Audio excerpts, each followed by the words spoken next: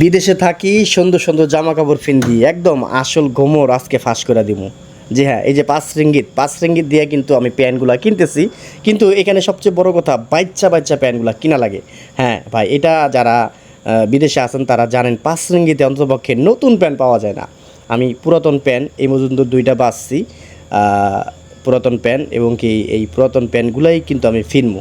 তো যাই হোক, মূলত এই আমার মতন অনেক প্রবাসী ভাই হইতেছে পুরাতন প্যান্ট শার্ট বা গেঞ্জি পরে বা কিনে। তো আমি হলো প্রায় সময় এই পাচারে আসি, বা এটাকে পাচার বলা হয়, পাচার মারলাম। এখানে আসলে সবচেয়ে বেশি আমি প্যান্ট খুঁজি।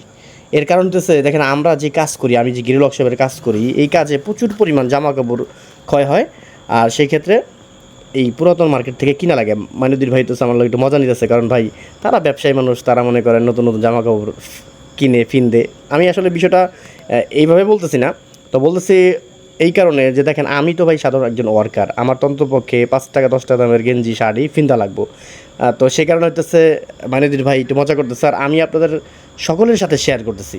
আপনারা যারা মোটামুটি বিভিন্ন জায়গায় কাজ করেন, ফ্যাক্টরিতে থাকেন, বা এটা একটা লেডিস প্যান্ট, ঠিক আছে, যে প্যান্টটা আমি হাত দিয়ে ধরছি এটা আসলে তো লেডিস প্যান্ট। আর এই মার্কেটে বেশিরভাগ সময় আপনারা দেখবেন যে জামা কাপড় নতুন যেগুলো পাওয়া যায় সবার জন্য পাওয়া যায়, কিন্তু এই পুরাতন বাজারে আসলে লেডিস প্যান্ট বা লেডিস জামা কাপড়গুলো একটু বেশি। কারণ কি, লেডিসরা ফালায় দেয় বেশি, আর আমাদের মতন পুরুষ যারা আছে, আসলে শুধু যে প্রবাসী তা না, পুরুষরা হইতেছে আপনার পুরাতন জামা কাপড় হইলেও ফালাইতে চায় না।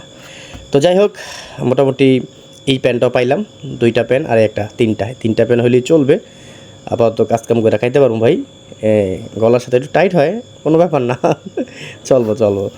যাই হোক, এরকমই বিদেশটা এরকমই ভাই। আপনারা অনেক সময় অনেকে বলেন ভাই আপনারা তো সুখে আছেন, শান্তিতে আছেন।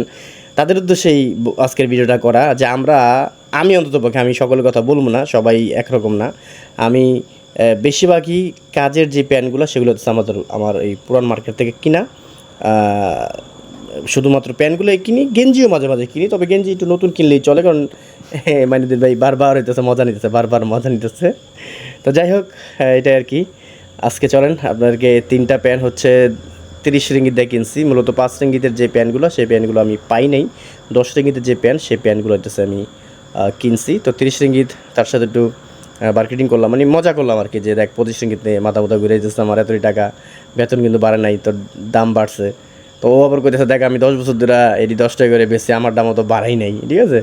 এরকম দুষ্টামি চলতেছিল আর কি। এটা হচ্ছে ইন্দোনেশিয়ান এই যারা বিক্রি করে, তবে আমার মনে হয় যে আইসি আছে, কথাবার্তা এরকম মনে হয়, কিন্তু আমি যতদূর জানি তারা হচ্ছে ইন্দোনেশিয়ান আর কি। যাই হোক, বিদেশে অনেক দেশের মানুষই কাজকাম করে খায়, ওনারা হচ্ছে পুরাতন জামা কাপড়ের ব্যবসা করে। যাই হোক, সবার জন্য শুভকামনা রইলো, সবার জন্য দোয়া রইলো। কেউ আবার এটাকে খারাপভাবে নেবেন না। আমি আমার ব্যক্তিগত লাইফের কিছু একটা পার্ট আপনাদের সাথে শেয়ার করলাম।